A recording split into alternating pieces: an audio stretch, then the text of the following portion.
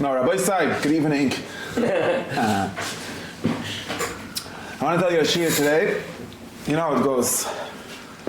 How do people write a book? Like a big scientist, big academic writes a book. It goes like this. He has a blitz one day in the bathroom, the shower.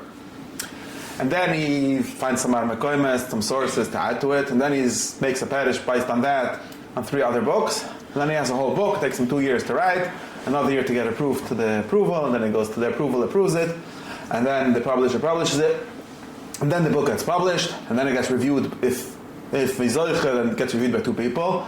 And then the guy that writes the encyclopedia reads the book or asks his ChatGPT to read the book for him and makes a little summary of the book and says the Ike Chiddush of the book in 5 lines, and that's what everyone knows, and then the book stays on the shelf, right? That's how it works. So I realized that every sheet of mine is really a whole book. It's just that it's ready to shlaf of the review. I say the summary, the Chiddush. If you want, you could go and work it out into a whole book, but it's a shudatzat, because nobody's going to read the whole book anyways, so I might as well just start by the summary. And the Kiddush HaChiddush, and shine. But it's true. Almost every sheet you can make a whole book about. So today I have a new book to write. New Galis. Of course it's a continuation of last week and the last 2 weeks that we're koching in Pnimiyus. And I realized yesterday, someday in the shower or somewhere, I realized that's all connected. Remember that we're talking about some problem like this. Where's Lowy that doesn't understand the problem? So can we solve this problem a little? We're talking about a problem about that I call the problem of the inside-outside. Right? The pnimiyus and the chitzoniyus. Everyone knows that Purim is about something, either the pnimiyus or the chitzoniyus, I don't remember. Anyways, those are the words that everyone likes to talk about all the time. It's cold? Turn this on, it makes it warm faster. And everyone knows this is, plug it in over here under, or somewhere, and it's going to make it a little warm faster. No, right here there's a plug, under me. Yeah, but that's going to bother you. Okay, so don't do it there, it's going to scratch the system. Over there. I'll find it. Actually, it's not going to crash. The same anyway. But that piece is going to crash, it's not. Okay, yeah.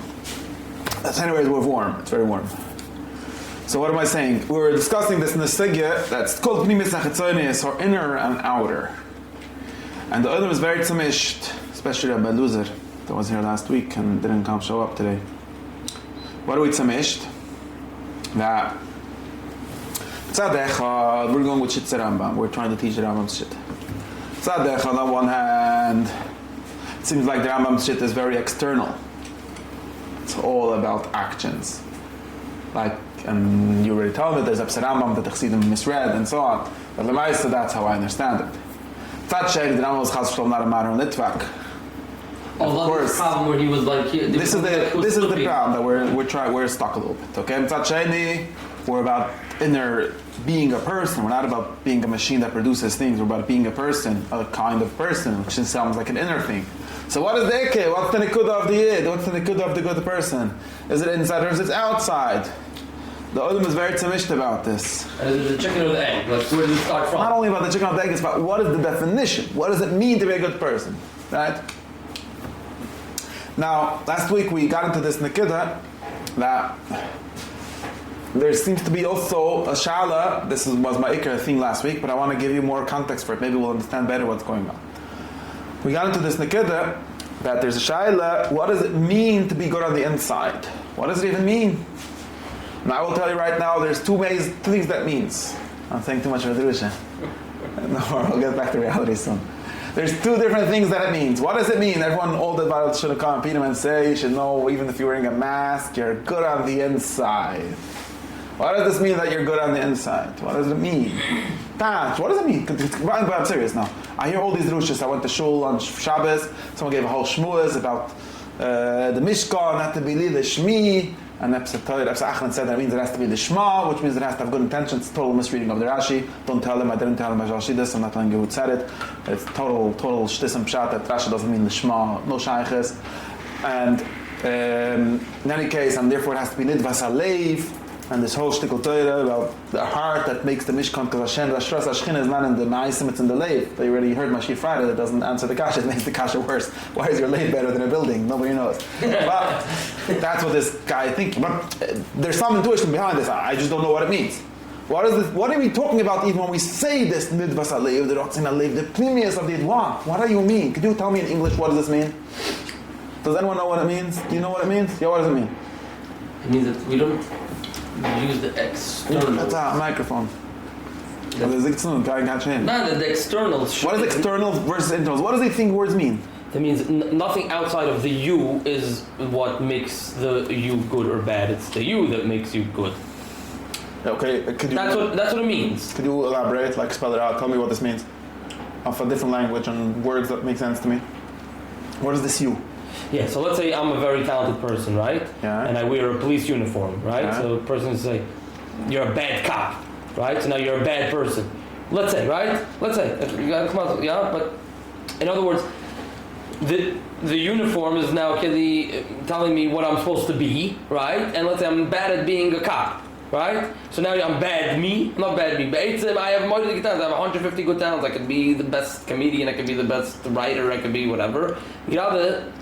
A police officer, but I get the police officer, right? So when people are saying, so this doesn't for the English me. And the way that people see the me is because the chitzoniyus of the uniform. That's not chitzoniyus, that's more the uniform like... is telling you what I am. I'm not that. So in other words, but being a musician or whatever you think you really are is also a uniform. All you're saying is that you put you're acting in the wrong way for what you are. Not in, I don't know what this mysterious you is. In a very simple sense, my talents lie in playing music, not in being a policeman. Now talents are a thing. It's not you. It's something about you, right? It's an accident of the you, we could say. Something about you. No, I don't know if it's an accident. I think all the talents actually make you up. When I say accident, I mean it was still an accident, right? Not a car accident. No, I know what I'm talking. I'm talking directly to Aristotle. Actually, from all Yitzchok in the past, I actually thought about this recently. I think the thing that makes up a human is all his talents. Okay, let's say, and therefore... Like ingredients that make up a cake versus lemonade, right? This is what makes up a human, and that's why there's no same human the same, because everyone has like a different ingredient, different talent. But that's somewhat wrong, but we're not going to get into this. Oh. We're just saying... I'm just trying to understand what you mean when you say, so the inner. When you say the inner, you mean the thing that matches with your predispositions better. Correct. That's what you mean. That's not inner. There's nothing more internal about this. It's not inside you. Both of these are actions. Being a musician is something you do with your body, with your people hear it. If you're a musician and nobody hears it, you're almost like a tree that falls in the forest and nobody saw it falling or heard it falling. I'm good at it. What does that mean? Good at what?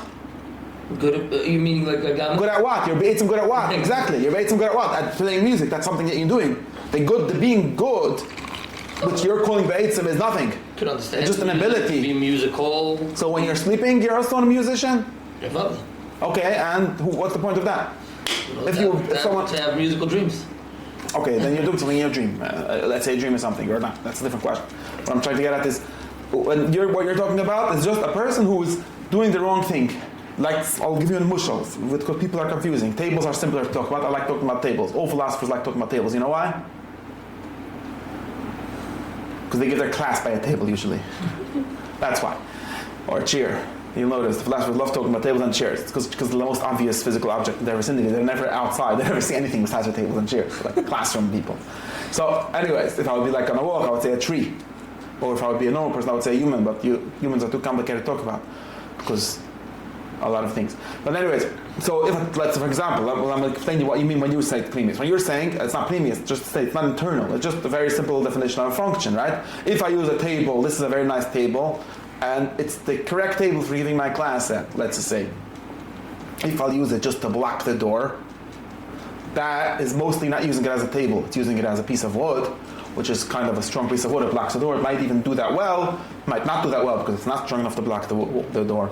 But it might even do that well, but it's still not what you're calling the pnimiyus, because it's sort of misused, it's mismatched. It's how you see, like, for blocking the door, I wouldn't have like this square shape, and it wouldn't have the feet that it has. It wouldn't be organized. So there's something mismatched or not asymmetrical. Not symmetrical. Like something doesn't fit when you try to, right?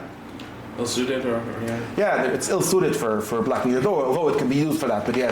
And the same way, a person whose talents don't lie in being a policeman will be not doing it well, or will struggle, will suffer, because the kind of person he is doesn't fit very well into the policeman uniform. That's very nice, true thing. But I don't see what this has got to do with pnimiyus and chitzoniyus. That's just saying what a thing is versus what it's for, right? what a thing is for, which is what it is, or one thing important part of what it is, versus what it's not for. But in some sense it's possible to be used for, but it's not for that. Nachon? But when people say you should know that internally every yid is good, or every human is good, what do they mean? Do they mean that? What does that even mean? You have good dispositions? Well, I don't know. Some people have good ones, some people have bad ones. Humans as such have good dispositions. What's that even mean?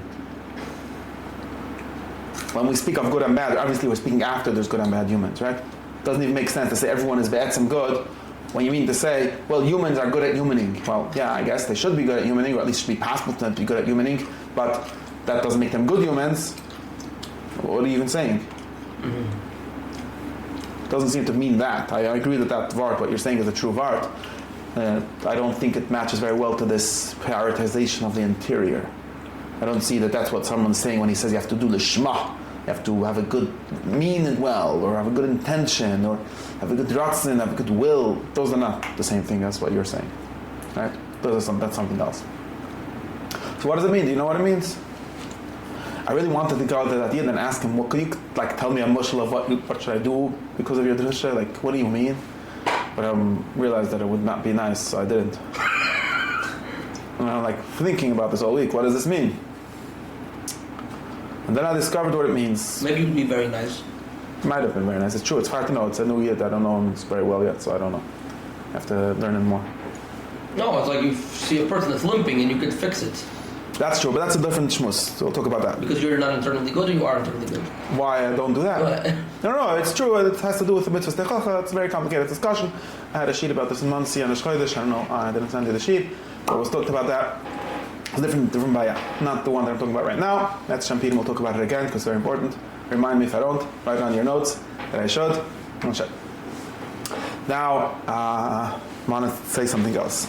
So I'm wondering, now you remember that one of the Yisodos of our Shir is that everything has to make sense, including all the nonsense. I don't know if you already know this, right? We say that it can't be that all the people until 1992 were crazy. It also can't be that people since 1992 are crazy. Right? We're always trying to understand there's some puzzle here. Something very weird happened to cause all the people since 1772 or 1992, whenever that happened, whenever what we call modernity happened to them. Whenever that is, we have to understand what is this. There's some puzzle, something very weird. You must come to my problem. The first time about the internality, yeah. Externality. Yeah, so for some reason, we're hearing this to most people, so this yid that said the Drush B'Shashit, it's not his fault. It's a few hundred years that people are saying this Drusha. He repeated someone's Drusha. And if you go back even a few hundred years more than that, nobody says this Drusha. Of course, people read that into it, but when you actually read it, you see that it's always somehow that pshat, right? It's a hinkadig pshat. It's not. It doesn't really work. It doesn't really read very simply. If you learn how to read things simply, you see that it doesn't read simply in any of the earlier sources. What? These Torahs about the inner will and things like that. Oh, like in the Rambam again. I mean, I think there's a problem that the world. That's just one example. The world of many thoughts others. is very different than the world of things. Right? Okay. Which may prompt you to assume that, or try to, I guess, figure out a little bit more about the thinker, right? But the thinker, if it can't be characterized in terms of, I guess, the external world or the world of things, you sort of have to make it into something else. Okay, so at least how I kind of maybe. So explain what you mean when I hear someone saying something that doesn't make sense to me. I should do what? Yeah. So this is something that I tried to think about for a little bit, and I don't have it so clear myself. But I think that when you have, if you have a certain concept of what things in the world are, right? Let's call it just raw material, right? And then you have this world of thoughts that you have to. It doesn't match to that. Yeah, that you have to find all kind of things that you don't know what they're referring to. You have to find a new model for, right? Thoughts doesn't fit into the model of the world of things. You have to, besides for reconciling thoughts, you also have to, or maybe you have to collapse that into some kind of thinker, right? Oh, I would say, now, this thinker has to be something like very, very distant from the world of things, and almost entirely non-participating, which makes you make it into a full type of thing. So and then you end up with like the easiest way to do this is, okay, so whoever's the thinker of all these thoughts is the you, right? That would be you, whoever this thought belongs to, the thought of the chair, whoever that thought of the chair belongs to. But how does he get to the thought? Wait, you already. So you're explaining why people say this. You're answering the question. Yeah. So wait, let me finish my reason why we have to answer this question. I don't know if that's a good reason, but that's what I thought. No, we're getting somewhere. I agree. I think you jumped one step ahead in my malach of my sheet. Do you understand my question? We're still up to this level of state of the question. So I hear all these Torahs. People have been saying these Torahs for some time now. They have not been saying them forever. And it seems to mean something to them. I don't know exactly what. I think it's hard to spell out exactly what. Inherently, we'll try to explain that. And I also have to explain what happened that this started to seem to make sense to people. Right? In other words, like you said, I never said it like this, it's true. It's still true that nobody is Meshige. Keiner ist nicht Meshige. Jeder ist Meshige. Aber keiner ist nicht Meshige. Right? Nobody is Meshige in the sense that that's why the only reason why I can't go to that person, because I have to, in Chabad they say, a kop kavana shalif shtan. You can't give a guy another head. You can give a guy a hand, a shovel, a lot of things. You can't give a guy another head, which would mean the way in which he sees the world. You could do that, that's what a Rebbe does. But not in a day, and not in a month, and not in a year. So, in order for him to my question to even make sense to that person, I would need to break a lot of ice, to open a lot of things, for him to be able to see the world from the way where I'm coming from. Now, my thing where I'm coming from is that you have to be able to see the world, like, first, we're going to get into what you're saying, but first, before that, I thought you were saying this, the world the way it is, and then why, from different people's perspectives, they get stuck in different ways. Like, for example, if you remember the story of the blind people and the elephant, right? Very famous story that explains perspectivism, right? Very Indian mushal of an elephant. Remember the story? You don't remember the Maisa? The stomping? But I know why it's about an elephant, for the same reason the philosopher has it about a table. Exactly. There's an Altan Indian mushal about an elephant. There are a bunch of blind men that they're surrounding an elephant. Now, they don't know what an elephant is, never saw an elephant. They were blind from birth. So one guy says, standing by its tail, and says, this is a thing with a long and fuzzy tail. The other guy standing by its nose says, this is some kind of long pipe. The other guy standing by its foot is like, this is a big fat pillar, and so on. And the other guys, some guy can see it, but they can only see one end of it. They say, this is a big gray mass. So everyone is saying the truth. Then comes one guy can see and says, this is an elephant. You just saw the tail, and you saw the head, and you saw the nose, and you saw the foot, right? This is a good explanation of why perspectivism, meaning when people speak things from their perspective, it's partial, because they're blind to what they're really seeing. They don't even know that they're seeing an elephant. But what we're looking for always is to open your eyes, right? That's what philosophy is for. That's what thought is for. To really see what is. Right? And then if you see what is, you will have to, by definition, be able to explain everyone's mistakes. This is also something that we learned from Aristotle. Aristotle always says, nobody makes mistakes. People only are partially right. Especially smart people. There's some crazy people that can somehow make real mistakes. That would be a big kishna.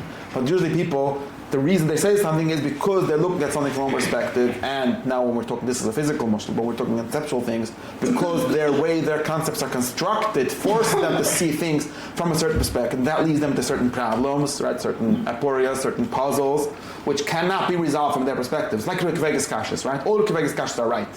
Everyone knows. When he has a good kash, not all of his kashas, by the way, but a big, large percentage of them, they're good kashas. But what they show is that Kvegas didn't understand anything. Chas v'sholom, Kvegas. You understand what I'm saying, right? Remember this.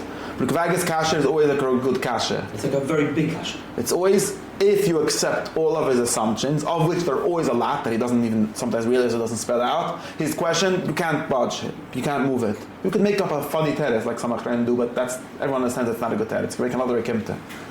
The real answer, you have to dissolve it. In other words, you have to show where we got to this, and why none of this means any of it. The reality is something entirely different. Then the kasha doesn't start. It's like the kasha either doesn't start or doesn't end. There's no world, right? This is one of Rav Nachman's words. There's no world in which the kasha is a good kasha and the teretz is a good teretz. That's not at all such a good much maybe for what I'm trying to get at. What I'm trying to get at is that when we see the full picture, we also explain the mistakes. Very important to decide. if your philosophy doesn't explain why everyone else is crazy, and precisely in what way they're crazy, that's a bad understanding, because then you're not understanding the world. Because you're understanding the part of the full picture of reality is why the elephant causes, like you understand why the guy by the foot sees a foot, because there is a foot. And you also understand why he doesn't see more, because there's some blocking it. For some reason there's a piece of meat on the other side that makes you only see the foot, and so on. Right? Stimmt? Right. Now in the same way, we have to explain what is it that causes everyone to see only, to see this, some internal kind of you or will. I think usually it boils down to will, some kind of wanting, some kind of internal state of mind, feeling something in the person. And then they identify this as all the good, or the main good thing. And they think that the Shekhinah can be shared on it even, it's such a good thing. And for me, none of this makes any sense, because firstly, I don't even know what that is. And also, if it is, I think it's incoherent, because wanting to do something means to do something. Got what I'm saying? Okay. So, I have the story. I'll tell you the secret. And at least Chap doesn't know anyone else that explained this so well as me before. Doesn't mean anything. But people did explain it, not in the Jewish context, but people did explain it. And what's his name? Charles Taylor probably explained more or less this, and other people. So people did explain it, but not enough for us to make sense. So we're going to do it right now. And this is a new book that we're going to write, a new movement in Yiddishkeit that's going to resolve all the problems because of this basic thing. We remember from a long time ago, all the way before the meditation. Yeah, but then you need a specific model, right? For how this. What I was trying to explain was not this set the stage. Yeah, you were explaining why this is. Yeah, we're going to get to it. We're going to get to it. Well, not entirely in your way, but I'll get to it. Yeah, that's kind of what you were trying to explain. Why we get this? Yeah, the shift. Mm-hmm. The Copernican revolution. Mm-hmm. Yeah. So let's start somewhere simpler for my purposes. I have what you're trying to say. You'll remember the old story, very old story, which is hard to even tell to people nowadays because they're never always going to misinterpret the first part of it. But I hope that everyone that listened to enough of our classes and knows enough of what we're teaching knows already this. You already know.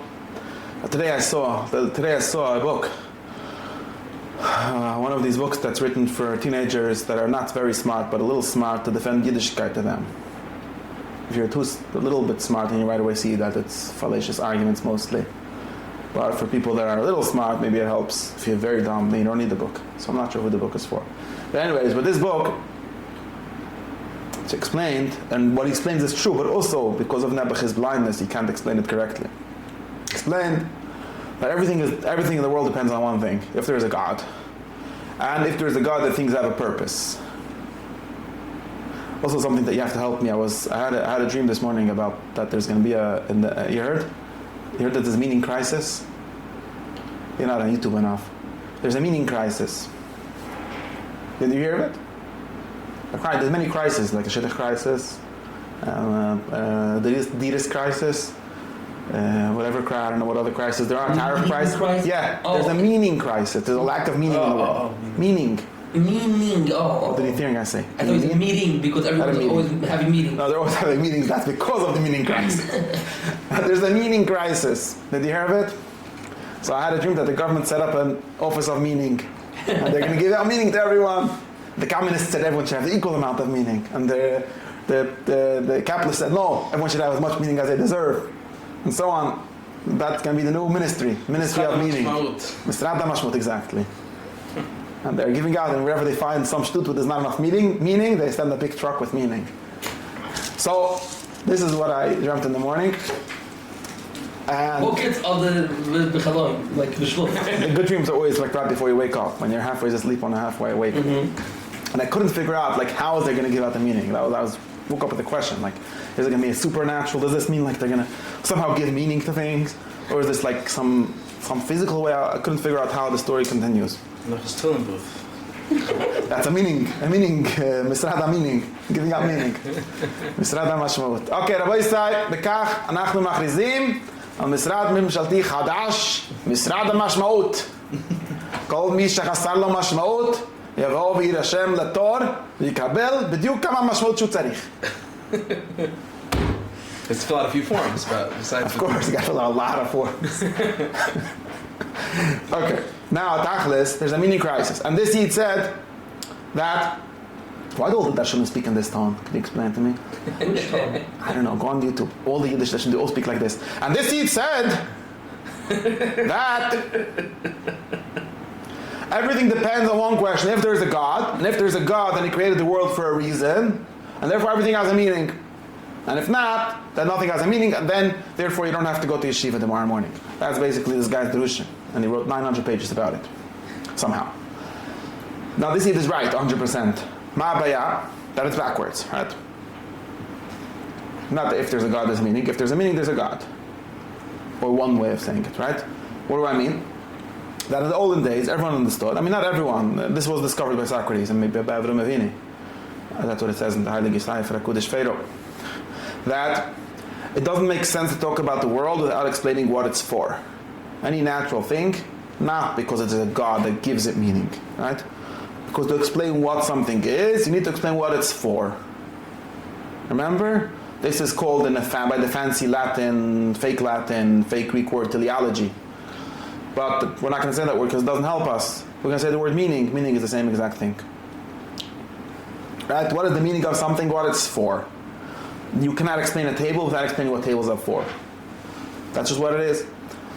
And therefore, the what for-ness of things, which we call the tachlis, or the end, or the completion, or all kinds of words that we call this thing, the goal, is more what they are than what they're made out of, and what made them into what they are, and what they are right now, and so on. Nachon? Remember this? Right? Everyone knows about this very basic stuff. This is the fourth cause of Aristotle, and also First one. something, what? And the first one. The first and the second and the first, I don't know, the first, one of the four causes, famous four causes. But the important thing is that this is what defines most definitive of what a thing is, for sure for a living thing. Or living thing is the kind of things for which their form and their end and their what they are is the same thing. Okay, now, in Maskim, remember? Everyone remembers this. Okay, and now, according to that, this is the important thing, right? According to that, for example, the important thing that this does is that theology, or what God is, or the forness that everything is for, well, that's one definition of God, and what is physics, what things are, just science, and ethics, which is making things into what they are, having everything achieve its completion, are the same kind of thing, right? What everyone you probably heard of David Hume, who said that there's something later called the naturalistic fallacy. Is does not imply ought. That's nonsense. Because ought is just the completion of the is. There is a science, that's why in Sefer Mishlei, knowledge equals goodness. Remember? And then nobody understands that nowadays, because they think that knowledge is knowing what things are, and goodness is being good. What's that got to do with anything with love? No, goodness is just things being completely what they are, working well. Right? Or we say in different language, the good and the well are the same thing. Right? The being good and acting well are the same thing for everything. Nachon, everyone knows this Akdama Chashiva for Kalatere Kila. Then, and this is a historical story, but it's not really a historical story. That's why we should stop saying it as an historical story. Although it's true that this history happened, it's also not true that this is only a historical thing. There were always people that didn't understand this. That's the Avda V'Dazura that when you had to burn their getchkas, you have to understand that's also what they thought. It's not a new, some goyim came. There's another Tanya, we can call this the Yetzer Hara, that thinks otherwise. Then take out the whole historicism out of our story, because otherwise we get into historicism. So, but there's one way of saying the story is historically. I don't like it, but we're going to say it like this right now. Later came other people. Francis Bacon with his new organon, new science. And later other people, David Hume very famously, and other people. And they said there isn't any force in the world. En bo'olam tachlit. The world doesn't have a meaning. The world has a cause but not a meaning. Or they redefined the word cause to not include the word meaning, which is a very weird thing to do, but that's what they did. Remember? And what would be the difference? And the difference is that we don't explain things by what they're for, we explain things by what pushed them into where they are. Instead of saying that a tree is something that's trying to be a tree, trying not in the human sense, right? When we say the word trying, right away you assume that there's a thinker in there, a separate soul or something that thinks. No, a tree is the kind of thing that tends towards being a full tree. That's what it means to be a tree. you can't understand the truth. Now they say, no, a tree is just what happens to be when there's all these forces pushing the tree into being into nothing, because there's no such thing as being a tree. Okay, that's the other shitta. And it's actually not a natural way of thinking, just to be clear. Most people do think that there are ends in nature. Just get hacked into their head by their science teacher, that's not such a thing. But normal people still speak of ends in nature. Of course, it's complicated. What kind of ends? And what are the ends? Every time, this is what one of the big fallacies that book, for example, makes. The fact that there are ends doesn't mean that the end is to learn the matanos. No, it's one of the two things. Then we have to do real science, find out what the end of everything is. That is the true science. As the Rambam explains in Takdim of Perish HaMishnah about Shnei HaMelech, Shnei HaMelech Vaydaber al Eitz Avodim, doesn't mean he knew every tree. No, he knew what every tree was for, which is what knowing every tree was, which is why it's the same kind of knowledge as knowing the Torah, which is knowing the good for everything. Okay, now,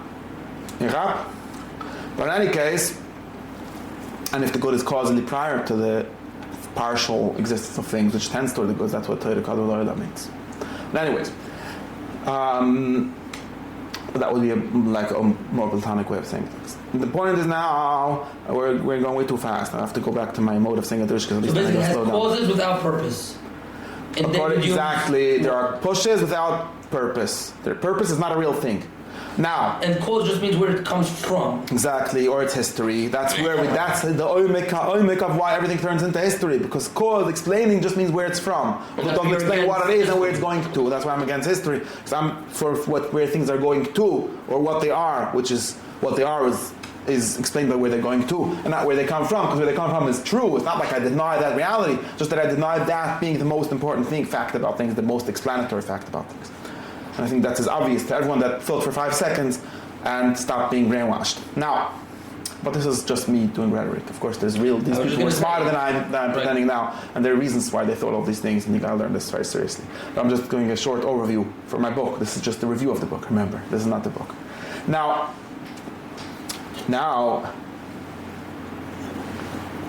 if there are no causes in nature, then God becomes a different kind of God. Very important. Theology looks very different, right? Then we get into the question, something called intelligent designer, which is really a Shi and Dalet. The intelligent designer is metat, not God, not our God. You know? Have you ever heard that the Jews are pro-intelligent design? That's not true. There is an intelligent designer for the world, but he's a Shi and Dalet. Okay, not a Shi and Dalet. You could call it a nous, a malach, a sphira, intelligence, not God, not the one. Very important. Very important. It's the same idea. Relative to God, everything is Shin Dalet. So, you understand? If you worship that, you're worshipping a false God. Rabbi, all the Bachsi Bachiva people who are worshipping the intelligent designer are worshipping a false God who has a body. Because they imagine him as having plans the way that we have plans. And they imagine the world having meaning in a fake way, not inherently. There are no immanent ends. World by itself isn't for anything. That's what they say. We need a God to make it for something, like an artificial thing. Like a table doesn't have in itself the tableness. It has wood. Wood has woodness in it. Tables only have tableness by imposition, by people that make them into tables. There's no such a thing as nature. The world is external, has only external causes, and God is some kind of mind outside the world that gives it purposes. Know what I'm saying? Not doesn't really give it purposes even. It's only serving him in some way, which means that God needs things, which means that their God is a fake God. Okay, very simple. This is only the summary, so if you don't understand it, come to a different sheet. This is not a sheet on theology, but you should just know that this is what makes the God. This therefore says all the other. This is also the reason why there's only 2 options in modernity. Either you can be a deist or a pantheist, or a Megashim. These are only 3 options. That's the reality. There's either deists, people that think that basically there's no God in the world. There's only God that, like the watchmaker Moshe, who made the watch, but then the watch, so to speak, works by itself because they don't understand any other kind of cause, a formal cause or a final cause. The watchmaker is only an efficient cause, right? He only put the piece of the watch together. He didn't invent the idea of watches, and he doesn't the why of the for the watches. Okay, but God is a great watchmaker. That's Newton's shitta, or one deist shitta, or if you say that there's a deism plus miracles, which means God sometimes breaks the watch. That's what most modern Orthodox people believe. Deism plus God is a watchmaker that sometimes intervenes to break the watch. Very weird shitta, but that's one option. I'm giving a very short overview, Shikloli. Second shitta is atheism, no God, or something like that. Third shitta is pantheism, Chassidus. God is the watch itself. Okay, those are the 3 shittas that are possible according to, sort of. Those are the three shittas possible according to more complicated. What is more complicated? But also Chassidus is more complicated. I'm doing a great reduction over here. But those are the three shittas possible according to the theory that there are no ends in nature. Those are the three kinds of theology, and you can know that every modern religious person, besides for me, is one of these three things: either a deist, or a deist plus miracles, which is a weird kind of deist, or an atheist, which are many religious people are also, or a pantheist. No, that's the options. And pantheist just collapses everything. There's everything. There's only God, and that's fine. That's fine. But he understands it in a material way, which means his God is also a big question if his God is material and what's going on. But okay, let's not get into this. Now, now, a third thing, this is the Hilchos theology that happens. What happens to ethics? This is where we have to get to today. Of course, everything is connected, but what happens to ethics? What happens to the good, to the human good? Here, there's something very weird. Why there's something very weird, like Shmuley noticed. Here, there's something very weird, because, and give me one of these seltzers things. Yeah. Here, there's something very weird. Why? Explain you why. Because if things or activities, things in the world, things in the world don't have ends, they don't have meaning. No actions have meaning by themselves. In other words, if you look at an action or you look at a thing, you cannot explain from what it is what it's for. This is the basic opinion of all modern people. Or if the Yetzer Hara, let's forget saying I'm going to stop, we're going to flip the word, that's what the Yetzer Hara holds. The Sutton, from the first day, he held like this. And therefore, but we have this weird thing called human beings. Very weird thing. Like the card said, humans are an exception. Everything is extension besides for mind. The mind, or the human mind, there's only human mind according to him, maybe God's mind, but it's only human mind besides for that. And that mind has this weird thing called intentions. Now an intention is something that does not follow the laws of physics. Not only talking about free will and all these things. Intentions don't make sense in the physical picture that we just discussed. Right? Intention means a thing being about something that is about another thing. Make sense? When I want something or mean something, right? Meaning means I mean something, am I about something else? Now that doesn't exist. Only in the old shit that all things are about something else or about their own final state or something like that. But nothing is about something else. Everything is just what it is. Being about something else is not a physical thing. You can't see it. You can't explain it by a pushing cause or a pulling cause. It can only be explained by a kind of formal cause or by a kind of final cause. Make sense? Because literally what a final cause means is being towards something else, being about something else, right? Aiming at something else in a real way. Obviously humans do this. This is the weird trait. Obviously human minds do this. We form intentions and we act, we make plans, we act towards other things, or at least we think we act towards other things. Whether we act towards other things, that's going to be the machlokas. But we think that we act towards other things. We have dreams, we have plans, we have goals, we have aims, we have what we call wants and wills and desires and wishes. All of these things, they all boil down, at least they all have the attribute of being about other things, or not even about, they're towards other things, right? Towards things in the future, towards even myself in the future, right? Now myself in the future doesn't exist, so it can't be that myself in the future is pushing me towards that, because it doesn't exist. It only exists in my head. So we end up with this very weird situation, right? Very famously called the mind-body problem in Cartesianism. And Descartes knew that this is what caused him the problem. He didn't invent it. This is very clear. This is not some conspiracy theory I'm inventing. The mind-body problem came to be because of the denial of intention in real things, in external things, right? Now, stimmt? Makes sense? The story is correct. So therefore, something very interesting happened. So there's basically only two solutions to this problem. Or again, there's two or three solutions. I don't have very clearly what the three solutions would be. But something like this. So what is the human good? In the olden days, the human good was not different than any other good. Right? The human good is the best way for a human to be. The complete way, the fullness of humanity, what we call eudaimonia, happiness, which is just the best way for a human to be. Since there's no such thing as the best in the reality, so it can't be that. That we lose that ability. Now, we are left with all kind of other things that are, some of them are like shirayim of that, and some of them, that's one way of being left, like with what's left over from happiness without happiness meaning this, or we end up with something even more than we had before in some sense. Like, let me explain. Okay, so one thing, this is basically the two kinds of ethics that exist in modernity. Now you understand something very interesting. You probably heard that there's only two kinds of ethics. One is called utilitarianism, and the other one is called deontology. Okay, the third one is virtuous ethics, which is the correct one. But in classic modernity, there's only two kinds of ethics, right? If you don't know this, you should take a crash course somewhere. No. In any case, there's two kinds of ethics. Utilitarianism is Bentham's shitta, and the thing that Nietzsche really liked to make fun of always. And which is that, of course, we don't have happiness in the real way, in the Aristotelian way, which is the definition of the human being the best kind of human that he could be, because there's no such a thing as the best of anything. But this thing that people were talking about seems to still exist, right? This is what I call the remnant shitta, the shirayim shitta. In other words, people still feel happy sometimes, and sometimes don't feel happy. Or they feel pleasure sometimes, and sometimes don't feel pleasure. So therefore, we say, what is good? Pleasure. That still exists. Feeling happy. An internal sensation. Something analogous to a sensation, not a sensation, a physical, like perceptive sensation, which is another problem, but something, an internal sensation, an emotion. What did they call it? A feeling. There's another word that they used to use, the people. A passion, a feeling, all this kind. That's what David Hume said. Reason's the slave of the passions. Remember, this is how we got to this. There's still passions. I still want things in the sense of like some want arises in me somehow. It's mysterious what this even means because it can't be explained. But it's a feeling. It exists. Okay? You'd say it's subjective, but it's something that exists.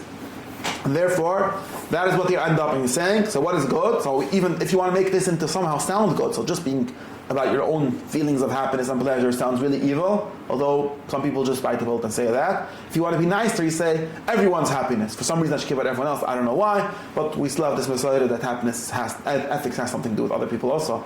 So we gotta pretend that it's also about everyone being happy, but in the end, everyone being a hedonist, right? Everyone, hedonist, I don't mean claiming that happiness is the good, because no such thing as the good. A really even weirder kind of hedonist than an ancient hedonist, right? The ancient hedonist still believes something called the good, it just says human good is defined by pleasure. A modern hedonist says, there's no such a thing as good. I know that this makes me feel good. Right? People literally say this all day. If you go in any yeshiva, you hear people saying this, and you hear even people pretending to say this in a good way, right? So therefore, if Torah makes you feel good, you should learn Torah. So, subjectivity, sometimes called subjectivity. This is one solution. Of course, this is a remnant solution, that's what I'm saying. It only has any moral force because the old people also used to talk about feeling good and being happy, but they meant being happy in an objective way. And now I mean being happy changes its meaning from being the best kind of human being to being someone that has certain feelings. And then we get the question of, how's it called? Famous thought experiment about what if I just have a machine that injects drugs to you all day that makes you feel pleasure? Is that what you mean? And the utilitarians, what? The dopamine problem. Yeah, the utilitarians have and tie themselves up in knots to figure out why that would not be good. Some of them had answers to this, but this is what you end up with. Okay. Now, the other shitta, that's one shitta. That's a goyish shitta. No yid really holds of it. Everyone understands that that's not really ethics. I think that everyone does, besides for a few weirdos. Maskim? Just pursuing what feels good. It comes with an altruist twist that tries to... Altruism is this weird thing, which says you should care about other people feeling good. But why is that better than me feeling good? It's not really... That's where altruism comes in, of course. Ancient ethics is not altruistic. Or you stack it with... It has to be modular. You stack it with something, ultimately. Okay, so you end up saying that there's some... What you end up saying is that there's a sentiment. That was what I was looking for. Moral sentiments, right? There's a sentiment that says that I feel good when you feel good. And that turns out to be ethics. Ethics is just one more feeling. That's really what's called emotivism, right? Okay, but that's basically the modern theory. Or one English theory, okay? Like Nietzsche used to say, nobody wants to be happy, only Englishmen want to be happy. Okay, but he means this kind of happy. And you impose like this very specific idea of what feels good to you, what's called sometimes conscience, right? And our teacher, Elizabeth Anscombe, wrote in her very important article in Modern Moral Philosophy that, again, someone called Joseph Butler, I don't remember, that was all about conscience. If you read certain modern people, like Rav Hirsch, some Jew, especially like in a certain period, everyone's very talking about this inner conscience, which is also one interpretation of this inner thing.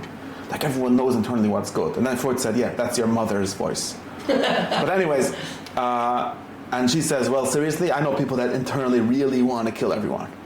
That's not a very good, like they just all imagine that everyone just automatically has this like sense of ethics. That's not real, not true.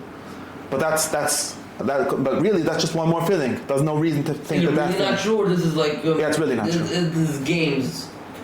Like you could say it nicely in a book that you know people that want to. No, there are. I think right. Even the murderers, like when Ted Bundy was interviewed, like he knew that it's not good, right? Okay. No, I just wanna like I think even the guy that wants to, he knows, he has an internal compass. Okay, I don't think that's true, but not going to get into that right now. My point is more important. The more important point is that's just one more feeling. There's no reason to think that feeling is more important than any other feelings. Only, again, there's a feeling that says that that doesn't tell you what good is. Okay.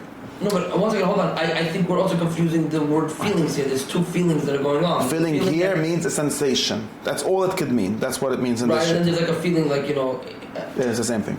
That's what it is. There isn't another kind of feeling. That's what I'm trying to say. There's a thought. Right. Right? Thoughts are about things. But if there's no such a thing as goodness, then your thought is not about anything, so it turns out to a feeling, right?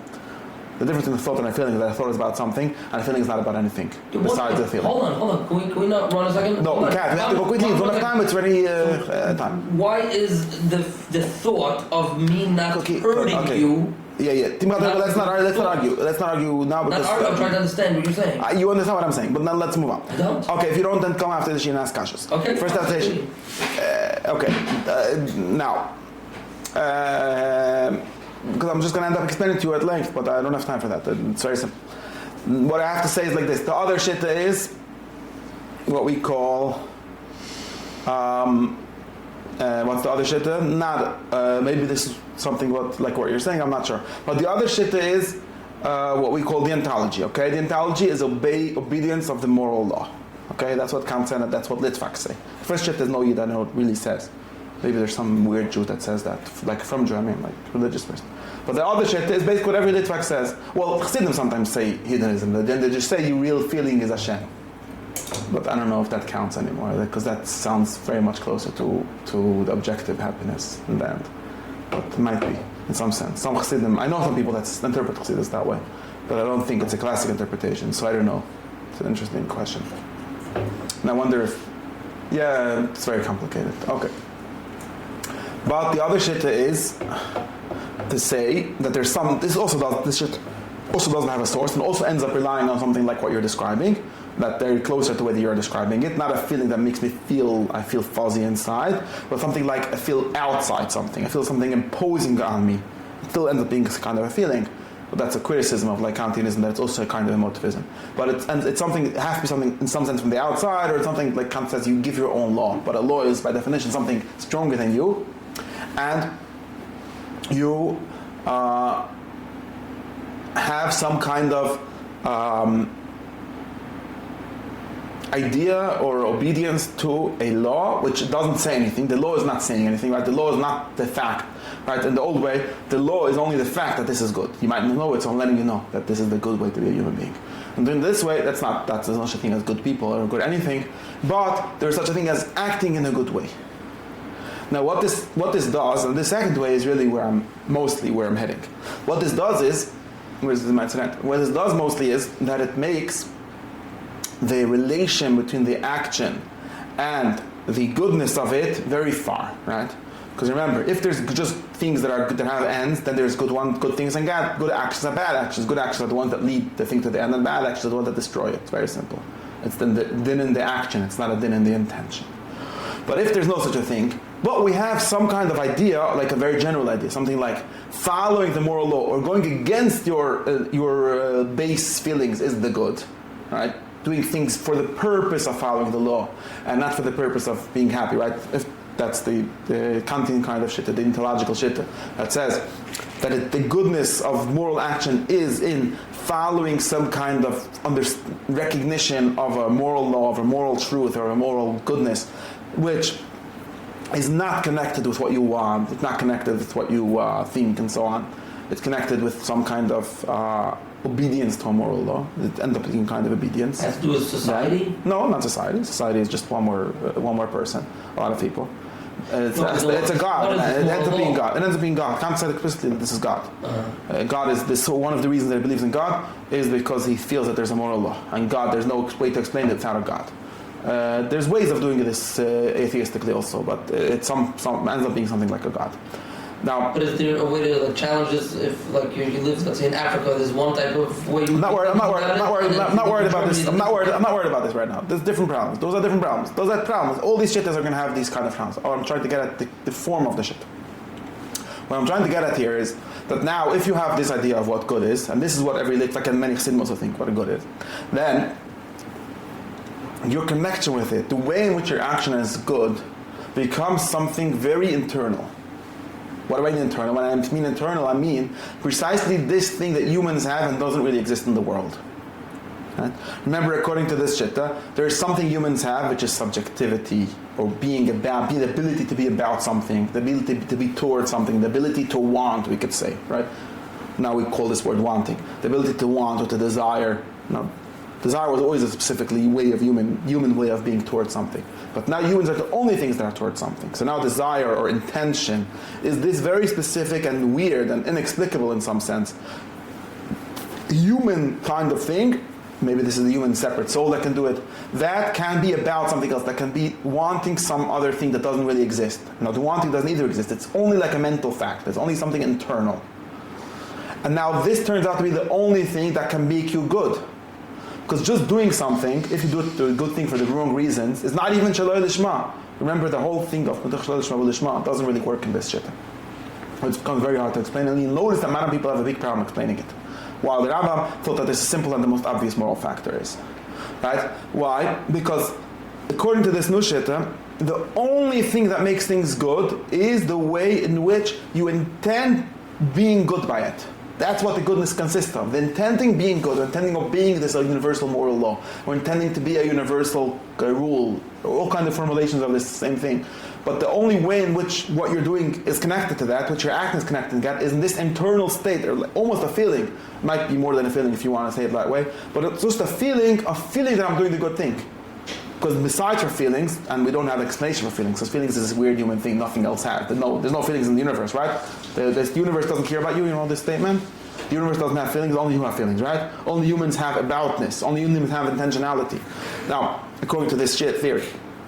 And therefore, the only way something can be good, only humans can be morally good, right? There's no way of saying that something is good or bad in a real way, only humans. And now specifically human intention, which is this weird, inexplicable magic thing that humans obviously still have, even after the theory doesn't make sense, they still have it, right? So now we end up with something very weird. We end up with this theory that what this Yid said was Pashal Shidus, that the only place where God is, or the only good thing, is the intention to be good. It's a kind of empty intention, or we could say it's not empty because it's obedience to the moral law. But that's the only... That's the intention, the intender. Right, but there's no... The link between the law and you doesn't exist, right? Because that's in your mind. The link is also in your mind. For sure, according to Kant, right? So the only thing that's really good is entirely in the human heart, and the human mind, and the human intention, human soul, however you want to call it. And now, firstly, this makes everything much worse. Like I said, lishma stops making sense. Or it becomes a much bigger b'diavad than it used to be. Right? Because you remember, Ma'am is explaining lishma as the normal way of human training. Lishma means you do the thing as a corrective, as in training level, where you do the thing but you don't entirely know why. You're doing it for the wrong why, but you're still doing a good thing. You're still a good person. Your actions are still good. They're really good. They're really good because they're doing the good thing.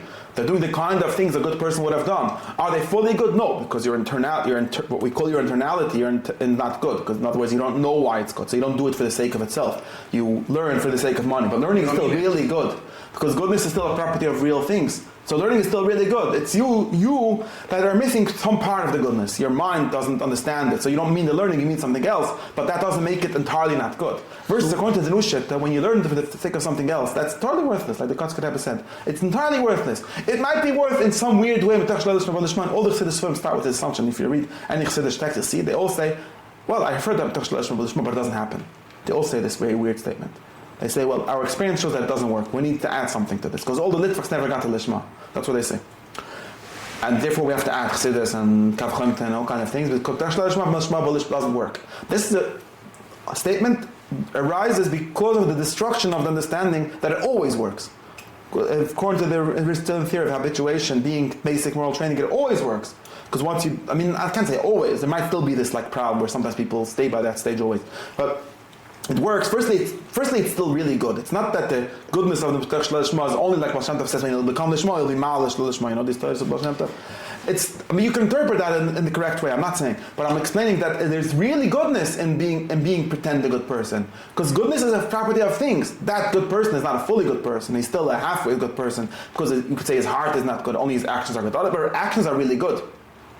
They're really the ones that make a good person into a good person. That's what's done in the action, not in the person. But if you understand that there's no such thing as goodness in actions, there's only goodness in the human heart. Because actions by themselves don't have an end. They can't have a kavana. Now kavana becomes the word kavana. It's very weird. Has a new interpretation in modernity than it had ever before. Kavana, if you read any ancient text, any medieval text about kavana, you'll see that the kavana is a din in the action. Kavana is a description of what you're doing. It's not a description of your internal state. How do I know this? You'll read every sugi of mitzvah kavana. You'll see that there's no shit that the whole is different than this. I'm making a real statement, so you need to argue with me.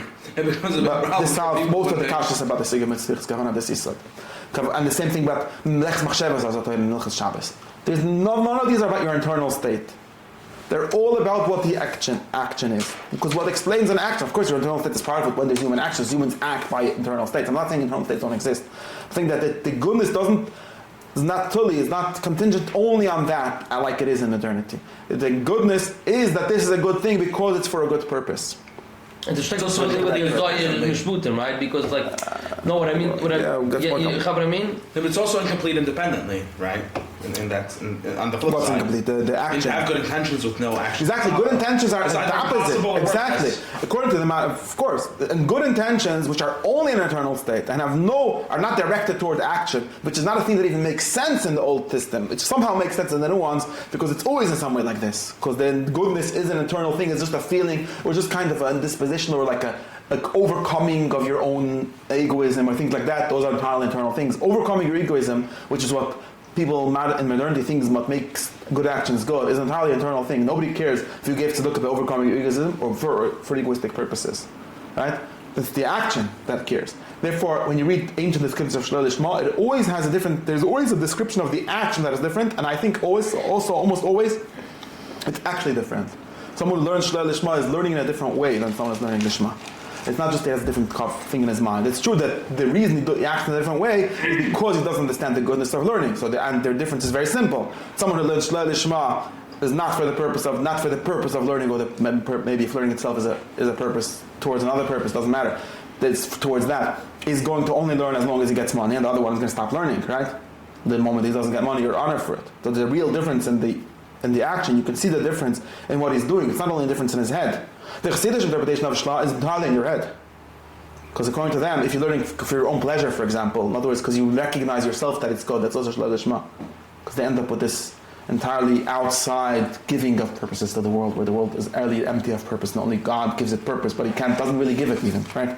It's only purposeful in the sense that it's what God likes, which is why that's either a pantheism or a hakshama, or a physical God, a human-like God. You understand what I'm saying? Very simple shtickle Torah. And therefore, for example, we learned last week the Rambam of that Kol Maseichel L'Shem Shamayim. Right? The Rambam talks about how you could be Oved as Hashem with everything you do if you eat in order to learn, basically. Now, people think that this means that when you eat, you have to think certain thoughts. It's nothing to do with that. Understand? It's not about your state of mind while you're eating. In other words, the intention, kavana, in the ancient world is the answer to the question why you're doing it. It's not the answer to the question what is in your head while you're doing it. You understand the difference? That's a very one-line difference.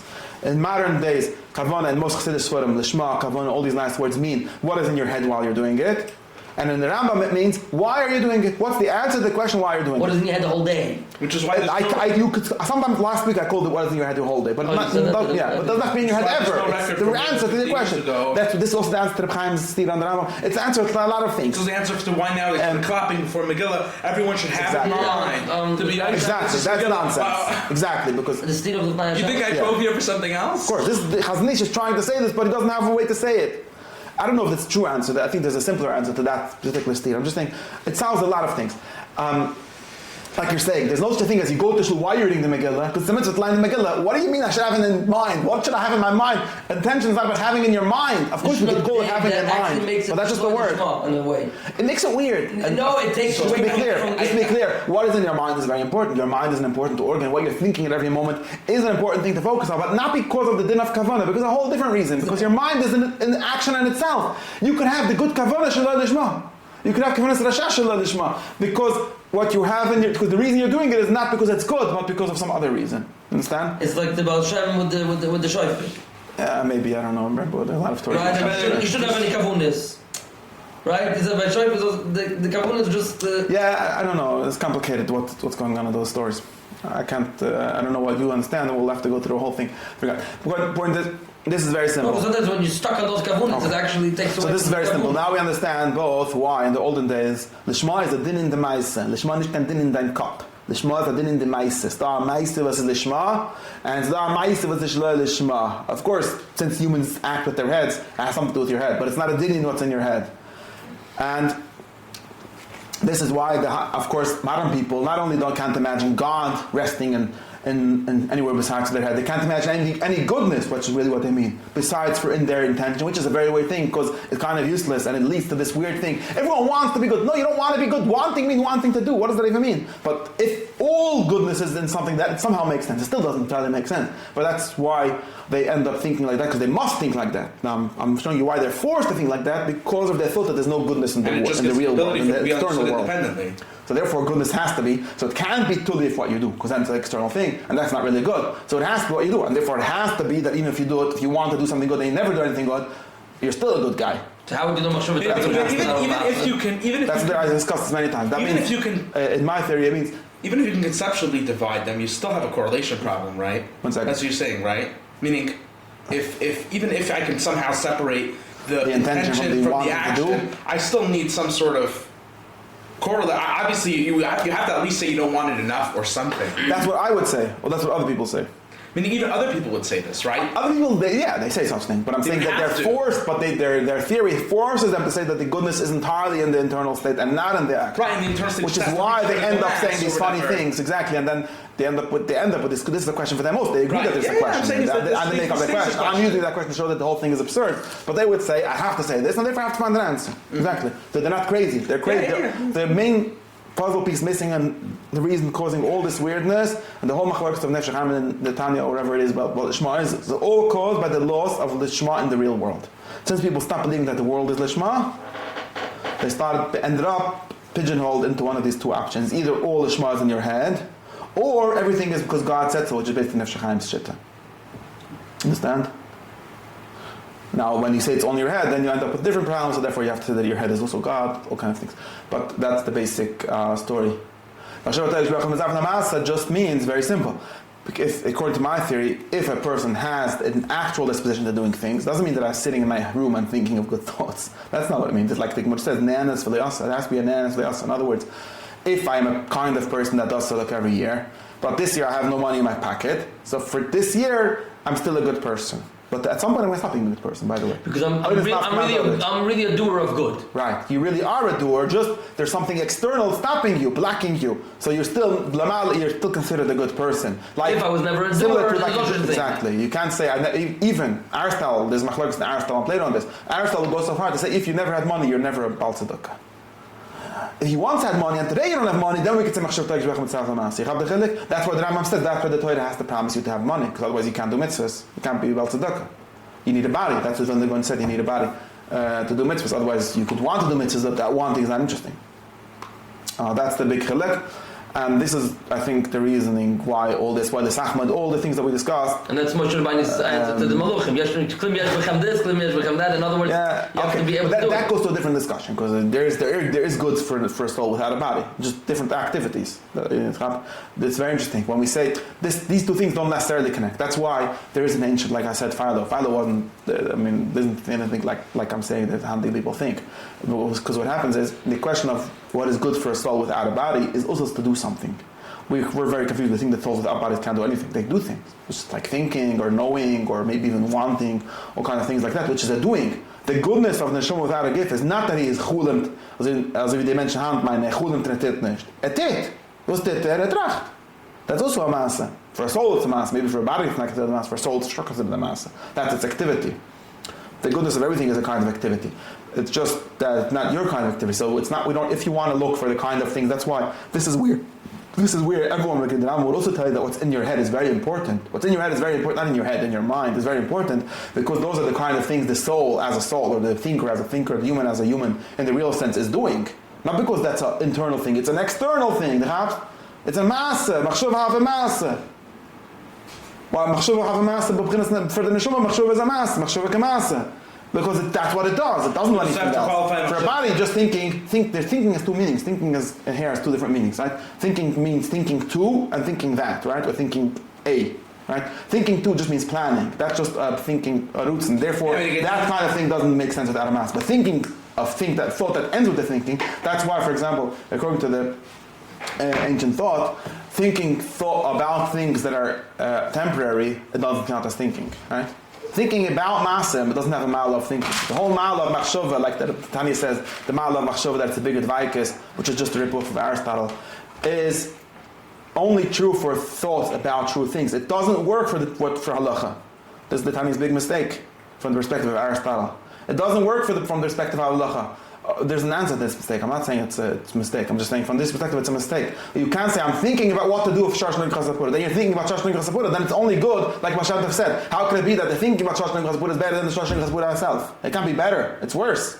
I mean, maybe it's better in some sense because it's organizing it, it's giving it a form, it's giving it the correct answer to that question. But it's not better. The only thinking that is better is thinking that can actually end by thinking. That's called lishma. That's why teleology is the only way you learn Kabbalah. If you learn Nigla, you never learn teleology. Because it never has the ma'al of machshava. It's always subservient to something that you're doing. Right? The Torah lishma has to mean, like it says in every book that understand anything since forever. Torah lishma only means learning Nester. Because those are the only things that they're end with knowing. Their point is to know them.